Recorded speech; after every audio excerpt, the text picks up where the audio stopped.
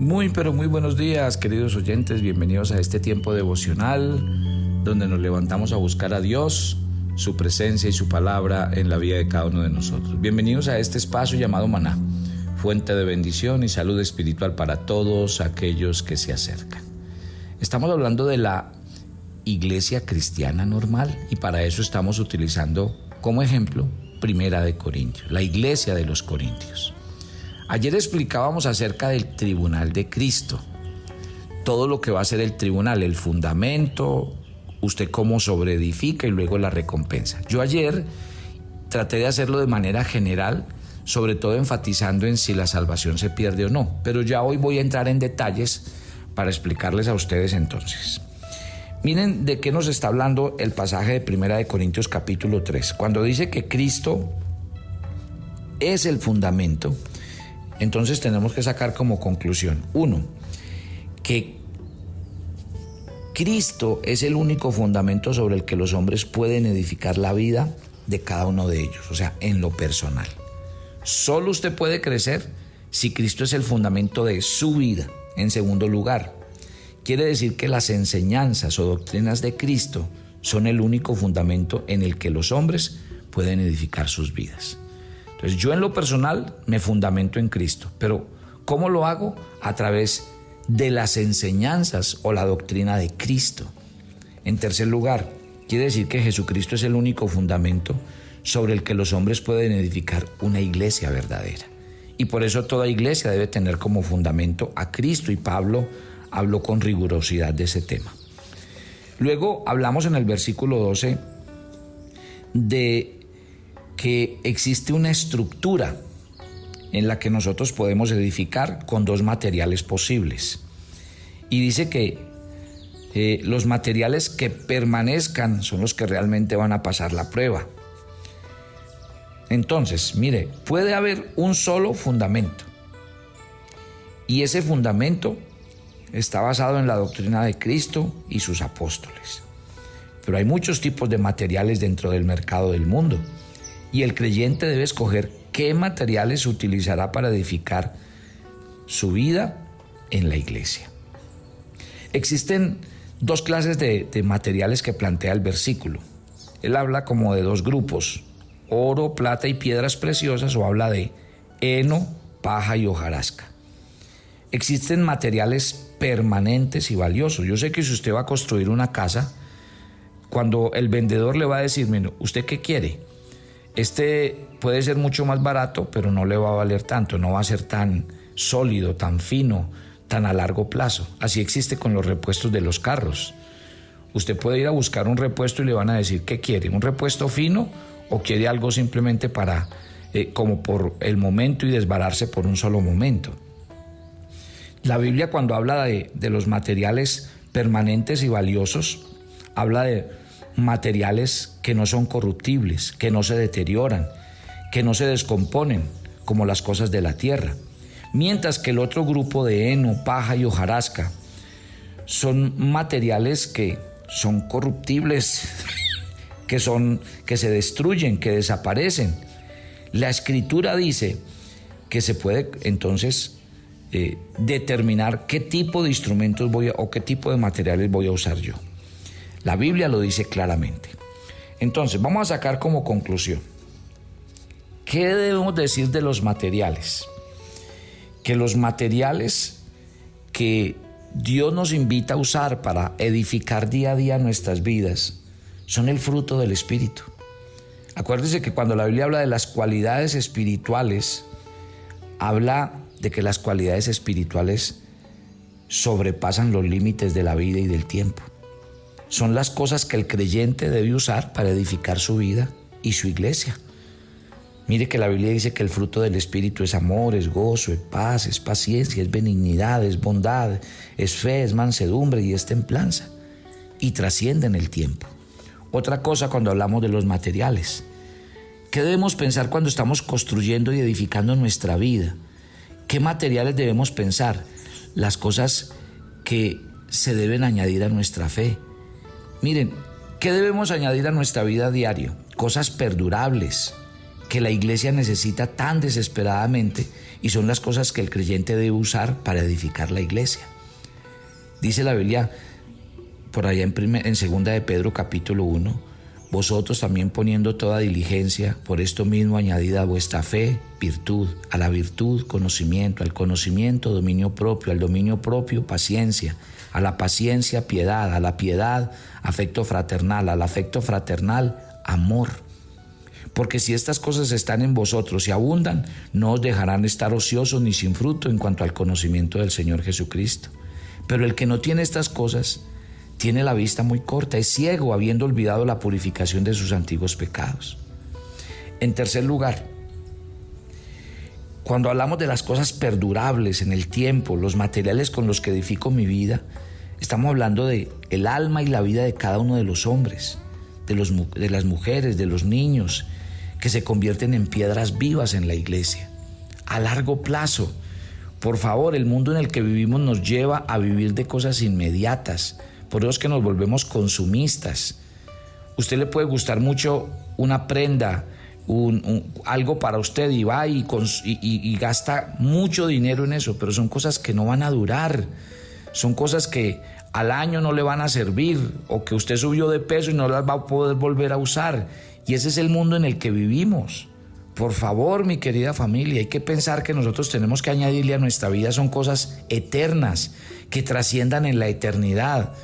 No se deje engañar por el consumismo y el materialismo en el que vivimos, porque la Biblia dice que de lo que hoy vemos con nuestros ojos no va a quedar piedra sobre piedra. La Biblia dice que no nos afanemos por qué vestiremos, qué comeremos, porque realmente hay que pensar es en nosotros como seres humanos, como personas, en dónde estamos edificando, sobre qué estamos edificando, con qué elementos estamos sobreedificando nuestras vidas. Piensen en ustedes. Ustedes deben convertirse en piedras vivas de la iglesia del Señor, no en asistentes ni en personas ahí, de nombre en la iglesia. No, una piedra viva. Un edificio se construye a base de piedra sobre piedra y cada piedra es vital para la estabilidad. En la iglesia usted y yo somos piedras vivas. Usted no puede ser un elemento ahí decorativo en la iglesia, hay que ser una piedra viva. Acerquémonos a él, piedra viva, decía primera de Pedro capítulo 2 verso 4. Otro aspecto fundamental, entonces, estamos hablando de los materiales con los que usted está construyendo su vida como cristiano. Ya les dije, existen los materiales combustibles que perecen, que son los materiales que nos da esta vida. ¿Por qué? Porque son corruptibles, porque se oxidan, porque se descomponen, porque se deterioran. Y así lo dice la Biblia.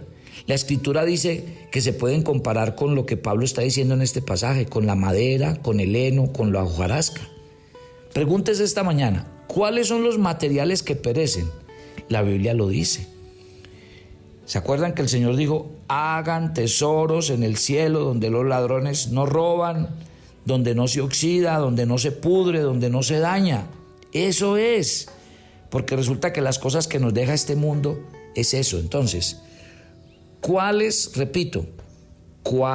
son los materiales que según la Biblia van a perecer, no van a ser eternos? 1, los tesoros, las riquezas, los intereses de este mundo.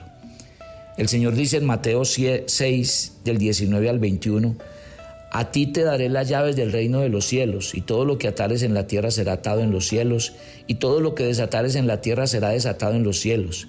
Entonces mandó a sus discípulos a que a nadie dijesen que Jesús era el Cristo, y desde entonces comenzó Jesús a declarar a sus discípulos que le era necesario ir a Jerusalén y padecer.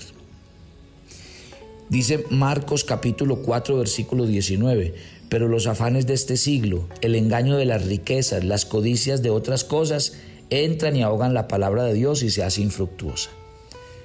Primer elemento, perecedero, las riquezas, los intereses y las cosas de este mundo. Otra cosa que no va a permanecer, las obras de la carne. Las obras de la carne también, nuestros celos, nuestra inmundicia, nuestra lascivia, nuestra idolatría, nuestras enemistades, pleitos, celos, iras, contiendas, disensiones, envidias, homicidios, borracheras, todas son cosas que se quedan aquí y que no nos van a dejar construir una verdadera iglesia en el Señor con mi propia vida. Una casa espiritual que llegue al cielo con todo. Ojo, en tercer lugar, las cosas que se van a quedar aquí, las cosas que perecen, son las falsas enseñanzas que peligrosamente siempre están frotando alrededor de los creyentes y de la iglesia.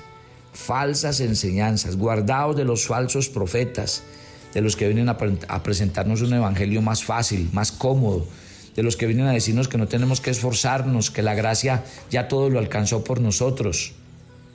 Eso es muy importante. Ahora, cuando el apóstol Pablo habla del día de la inspección, porque es que él cuando empezó este texto decía que él como perito arquitecto, yo les expliqué que el perito arquitecto es el que dirige la obra, es el que la inspecciona, y precisamente Pablo por eso dice que la vida cristiana es como un edificio que tiene un fundamento y que hay que construir, pero algún día ese edificio tiene que ser puesto a prueba. Bueno, va a existir el día de la inspección, va a existir el día donde ese edificio de la iglesia será inspeccionado, y observe 4 puntos importantes en ese proceso de la inspección. 1, es seguro que ese día de la inspección vendrá. Y se comenzó el edificio al fin de terminarlo. Y cuando se termine, el inspector, que es el Señor Jesucristo, vendrá a aprobarlo o a desaprobarlo. Mire lo que dice 1 Corintios 1, del 7 al 8, ya lo leímos. De tal manera que nada os falte en ningún don, esperando la manifestación de nuestro Señor Jesucristo, el cual también os confirmará hasta el fin, para que seáis irreprensibles en el día de nuestro Señor Jesucristo.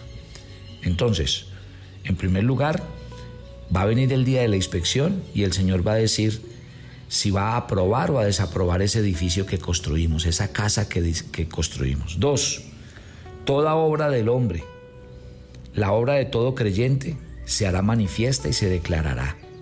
O sea que ningún creyente estará exento de ello. Cada creyente se parará ante el Señor Jesucristo y su obra será juzgada, probada por el Señor. Cada una de las obras será probada, se expondrá la verdad, la calidad de su obra. Y esto, desde luego, es una referencia de lo que hablamos ayer, el tribunal de Cristo. Ojo pues, mire que el examen es personal. Ahí usted no puede llamar a nadie, ni al que le mandaba los audios, ni al pastor al que usted oía, ni a la iglesia donde usted iba, ni a su papá, ni a su mamá. Ahí no le van a preguntar por nadie, ahí el examen es personal. ¿Y cómo se probarán? Se los expliqué ayer, con fuego. En la Biblia se usa constantemente el fuego como un símbolo de juicio y de una prueba. El edificio será incendiado y son los materiales permanentes del espíritu que resistirán el fuego.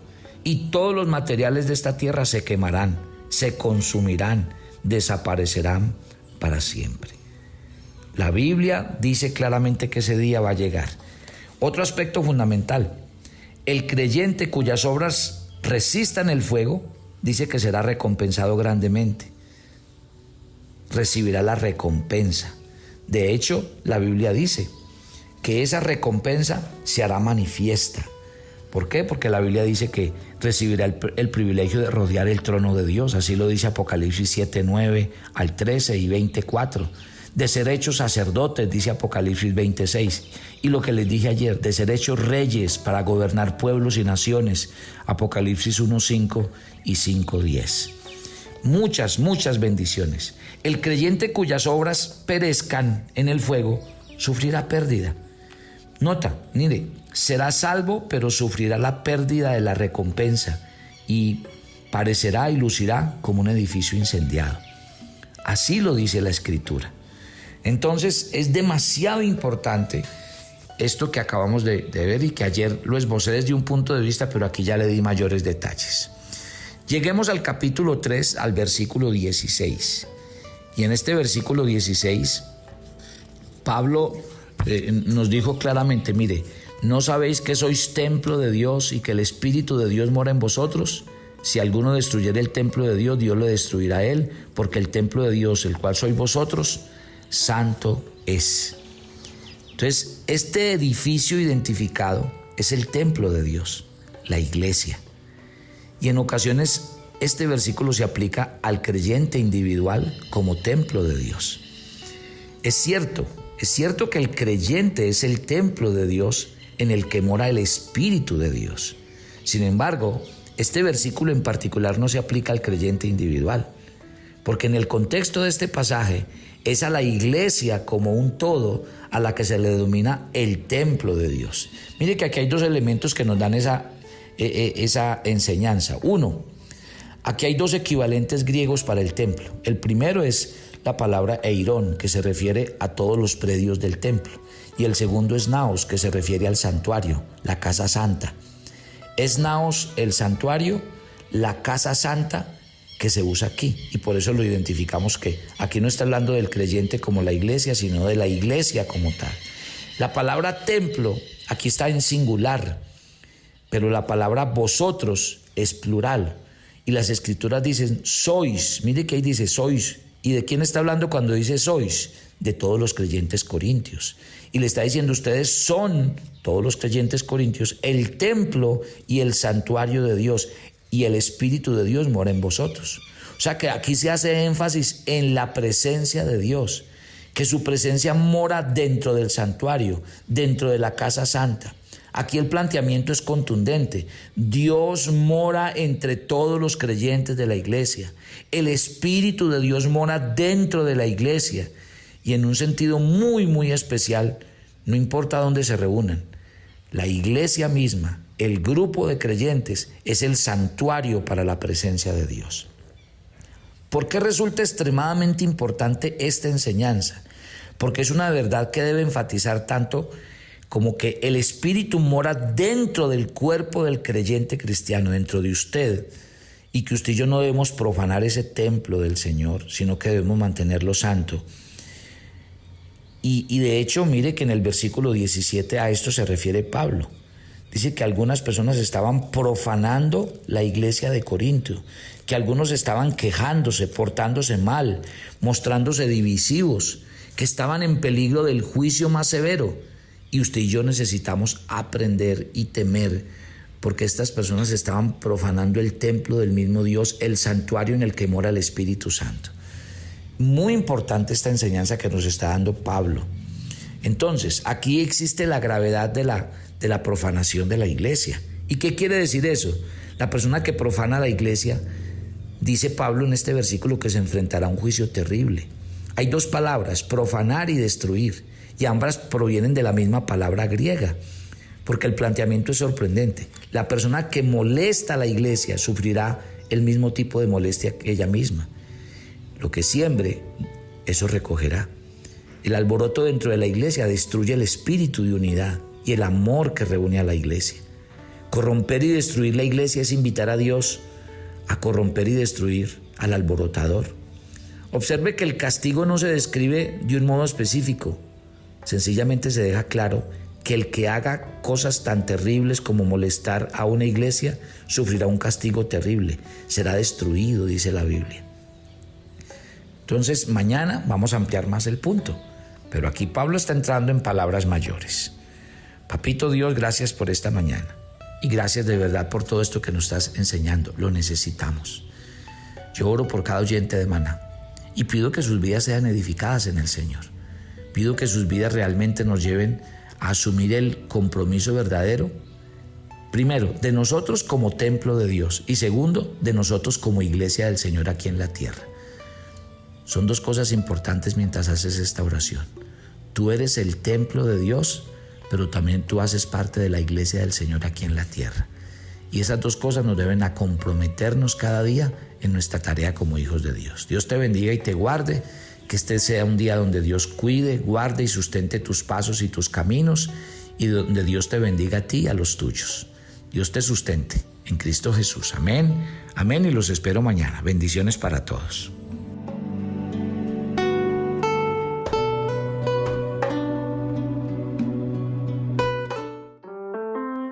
Toma tu agenda devocional Maná. El pasaje sugerido para la lectura en tu devocional personal el día de hoy es Hechos 9, del 32 al 35. El único propósito de los milagros es que nuestro corazón alabe a Dios. Recuerda cada uno de los milagros que has experimentado en tu vida y glorifica a Dios por esto. Te invitamos ahora a que respondas las preguntas que encuentras en tu agenda que te llevarán a conocer cada vez más a Dios y crecer en tu vida espiritual. Y para confirmar tus respuestas, visita nuestra cuenta de Facebook Devocional Maná.